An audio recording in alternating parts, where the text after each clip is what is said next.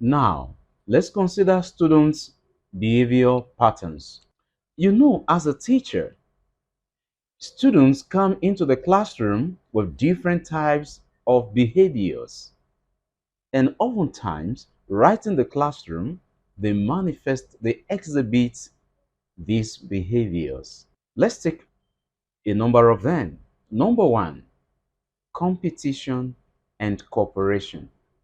These are students' uh, behavioral patterns that a teacher could observe.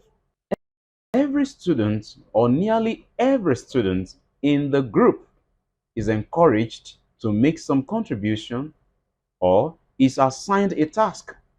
And this we call distributed effort right in the classroom. We assign, and then they are all happy. All happy. If you have some claps at the background, they are happy because tasks are distributed to everybody to participate or to handle.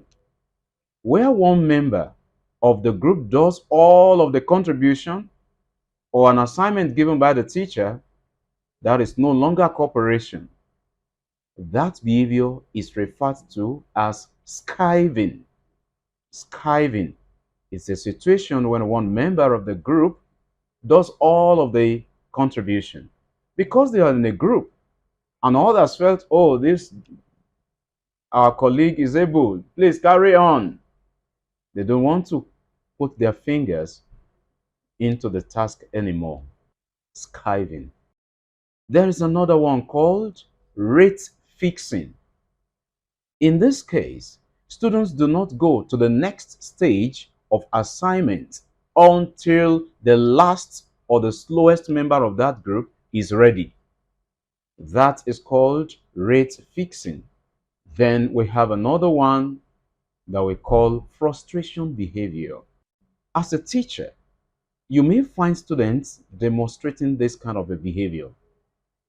It happens when they are not coping, when they are not getting results, when they are having difficulty with equipment. If you give them maybe a particular device to work on, if it is difficult for them to navigate, they get frustrated. That is called frustration. And the teacher should guard against this as much as possible. Again, let's look at patterns of instruction under teacher modality. We have objectives. The teacher gets that ready. He has some preconceived ideas about what the students should be able to do at the end of the lesson. So he goes on with that objective to prepare the content, and he decides what method he would employ for the interaction or the instructional period. Now we have in the teacher modality, we have teacher alone. He does all the talking alone. Of course, that will have some influence on the students' learning outcomes. What's going to show that is the evaluation and the feedback that will show us whether the students' learning outcomes have improved or not. Another teacher modality pattern is that we call teacher with media. The teacher uses the media to carry out the instruction, teacher alone. Then there sometimes the teacher leaves the job to the media, but he's in charge at the same time, media alone.